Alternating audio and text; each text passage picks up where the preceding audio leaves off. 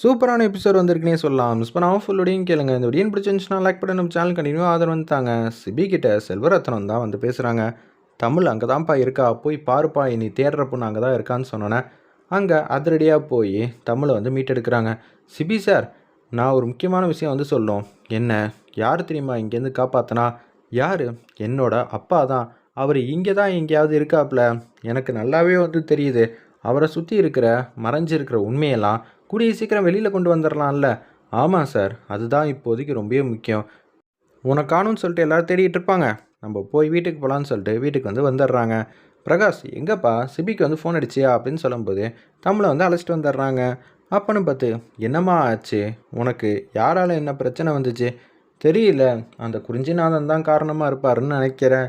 அவனை உண்டு இல்லைன்னு ஆக்கணும். ஆல்ரெடி அவனை தூக்கி உள்ளே வச்சாச்சு. உனக்கு ஏதாவது ஒன்று ஆகிருந்துச்சுன்னா நான் என்ன பண்ணுவேன் அப்படின்னு சொல்லும்போது, ஏய், நீ பொறுப்பாக இருக்கவே மாட்டியா? ஒன்னால் நான் வந்து கஷ்டப்படணுமா? என் பையனுக்கு என்ன ஆயிருக்கும் தெரியுமா? ஏண்டி எங்களை நிம்மதி இல்லாமல் ஆக்கிற? இதெல்லாம் தேவையா? வெளியில் வாசல் போனால் கூட ஜாக்கிரதையாக போயிட்டு வர தெரியாதா அப்படின்னு கண்ணா அப்படின்னான்னு வந்து திட்டிகிட்டு இருக்காங்க. நம்ம சிபி வந்து கடுப்பாயிட்டாங்க. தமிழை நான் அழைச்சிட்டு வரதுக்குள்ளே நான் பட்டப்பாடு எப்படின்னு எனக்கு மட்டும்தான் தெரியும். எந்த மாதிரி கடுமையான ஒரு சூழ்நிலையிலேருந்து தமிழை அழைச்சிட்டு வந்தேன்னு இங்கே உட்காந்து பேசிக்கிட்டு இருக்கியே. என்னமோ அவளால் தான் எனக்கு இது மாதிரி குடைச்சல் ஆகுதுன்னு சொல்கிறியேம்மா. கொஞ்சமாவது உனக்கு யோசிக்க தெரியுதா? அவங்க வீட்டு குடும்பத்துலேருந்து பகை வந்து துரத்தலை, சரியா? நம்ம வீட்டிலேருந்து இருக்கிற பகை தான் நம்ம தமிழை வந்து துரத்திருக்கு. அப்போனா என்னையா, உன் குடும்பத்தில் சம்மந்தம் வச்சதுக்காக என் பொண்ணு இப்படியெல்லாம் வந்து கஷ்டப்படணுமா?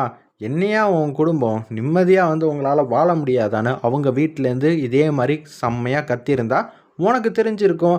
என்னது இப்படியெல்லாம் பேசுகிறாங்க, மனசுக்கு ரொம்பவே வந்து கஷ்டமாக இருக்குன்னு. ஒருத்தவங்க எதுவுமே பேச மாட்டாங்கங்கிற ஒரே காரணத்துக்காக என்ன வேணான்னு பேசிடலாம்னு நினைக்கிறியா? அந்த ஆட்டிடியூடை இனிமேட்டு ஏன் பொண்டாட்டி முன்னாடி காட்டாத. எனக்கு டோட்டலாக சுத்தமாக பிடிக்காதுன்னு சிபி வந்து மாஸ் பண்ணிடுறாங்க. எல்லோரும் செம்மையாக வந்து கை தட்டுறாங்க. இப்படி தான்ப்பா இருக்கணும், மனைவியை என்றைக்குமே வந்து பத்திரமா அரவணைச்சி பார்த்துக்கணுங்கிற மாதிரி சொல்கிறாங்க.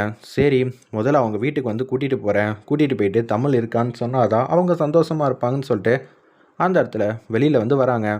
பிரகாஷம் வந்து கூப்பிட்றாங்க அந்த இடத்துல. அப்பா, ஒரு முக்கியமான விஷயம். தமிழை காப்பாற்றினது யார் தெரியுமா? ரத்னவேல் தான். என்னப்பா சொல்கிற? என் ஃப்ரெண்டு ரத்னவேலா?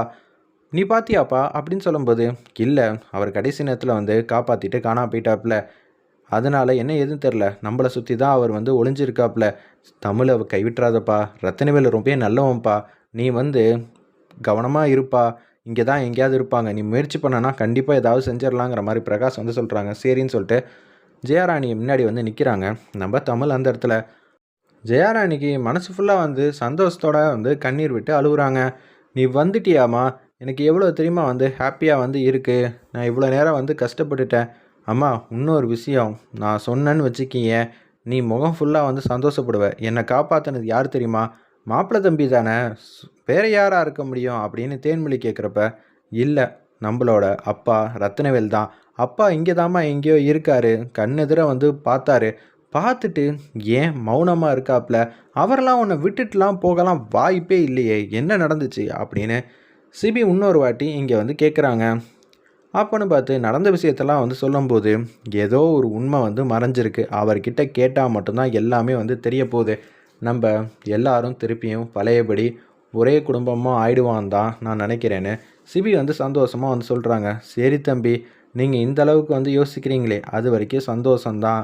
என்னன்னு தெரியல, ஆனால் உங்களை என்னால் விலக்கியும் வைக்க முடியல, அதே மாதிரி ஏற்றுக்கவும் கொஞ்சம்தான் வந்து தடுக்குது. எல்லாமே எனக்கு தெரியும் அப்படின்னு அந்த இடத்துல பேசிட்டு, சரி தமிழ், நீ இங்கேயே இரு அப்படின்னு சொல்கிறப்ப, இல்லைப்பா, நீ தமிழை வந்து வீட்டுக்கே வந்து அழைச்சிட்டு போயிடு. இங்கே இருந்தால் சரி வராது. சிபி தம்பிக்கிட்ட நீ இருந்தால் தான் பாதுகாப்பாகவும் இருப்ப. அம்மா, கொஞ்சம் கவனமாக இருங்கம்மா.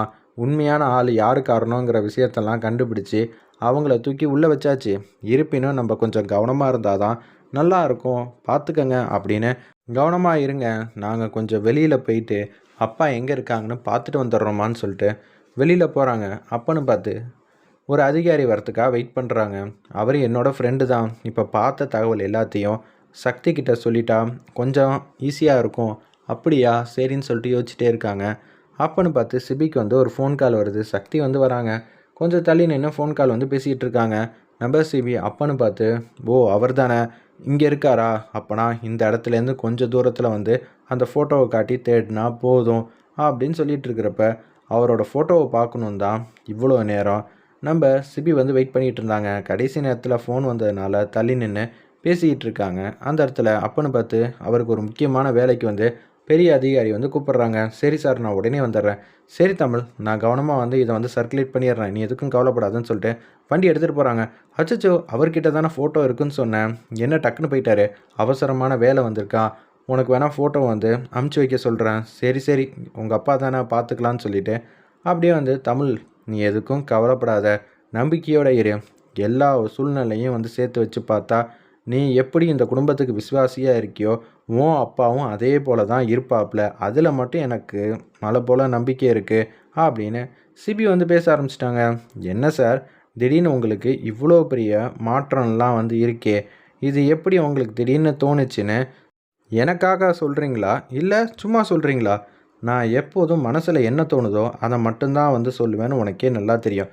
அப்படி இருக்கிற சூழ்நிலையில் நான் ஏன் உனக்கு ஆதரவாலாம் பேச போகிறேன்? உண்மையிலேயே உன்னோட குணம், உங்கள் அம்மாவோட குணம், தங்கச்சிங்க, இசைவாணி எல்லார பற்றியும் எனக்கு நல்லாவே தெரியுது. நீங்கள் எல்லாரும் ரொம்ப நல்லவங்கன்னு எனக்கு தெரிஞ்சிச்சு. ஆனால் ஜெயராணி மேலே எனக்கு சுத்தமாக கோவம் இல்லை பாரேன். நான் கோவப்பட்டாலும் ரொம்ப நாளைக்கு அது தாக்கு பிடிக்கலன்னு தான் சொல்லணும். நான் எல்லாமே உங்கள் வீட்டுக்கு வந்து பார்த்து அக்கறையாக வந்து கவனிச்சிக்கிட்டு இருக்கேன். அப்படி இருக்கும்போது தப்பு வேறு எங்கேயோ இருக்குன்னு தான் எனக்கு தோணுது. இனிமேட்டு நான் கோவப்படக்கூடாது, பழசெல்லாம் எதுவும் சொல்லக்கூடாதுன்னு நல்லாவே வந்து தெரிஞ்சுக்கிட்டேன். நம்மளை யாரையும் இப்படி வந்து பிரிய வைக்கணும், இந்த 2 குடும்பத்தையும் சேர விடக்கூடாதுன்னு யாரோ யோசிக்கிறாங்கன்னா அவங்க யாராக இருப்பாங்க? இதனால அவங்களுக்கு என்ன ஆதாயம் தான் நம்ம வந்து யோசிக்கணும்னு சிபி வந்து போகிற போக்கில் கரெக்டாக வந்து சொல்லிட்டாங்க. ஆமாம் சிபி சார், இது நாள் வரைக்கும் நான் இப்படி யோசிக்கவே இல்லை. நீங்கள் இந்த விஷயத்துக்கு காரணம் இல்லைன்னா அந்த உண்மையான ஆள் யார், அவங்களுக்கு இதனால் என்ன பலன் வந்து கிடைக்க போகுது அப்படின்னு யோசிச்சுட்ருக்காங்க. ஒரு வேளை என்ன ஏதுன்னு தெளிவாக வந்து தெரியணும்னா அப்பா காலத்து தோழரை கண்டுபிடிக்கணும், அவரை தேடி தான் நம்ம போனோம். கடைசியில் பாதியிலேயே வந்து அவர் எங்கே போனார்னே நம்மளால் தெரிஞ்சுக்க முடியாமல் போயிடுச்சு. சரிம்மா, எல்லாமே வந்து கூடி வந்துக்கிட்டு இருக்கு, அதனால் நீ எதுக்கும் கவலைப்படாதன்னு சந்தோஷமாக பேசுகிற மாதிரி காட்டுறாங்க. வெயிட் பண்ணி பார்ப்போம்.